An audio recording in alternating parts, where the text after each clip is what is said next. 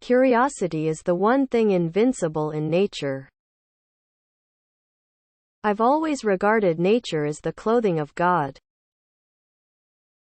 Energy, like the biblical grain of the mustard seed, will remove mountains.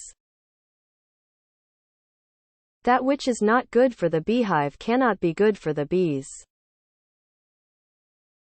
The earth has received the embrace of the sun, and we shall see the results of that love.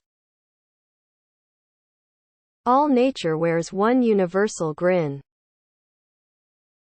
Custom, that is before all law. Nature, that is above all art. Let us permit nature to have her way. Even if one tree falls down, it wouldn't affect the entire forest.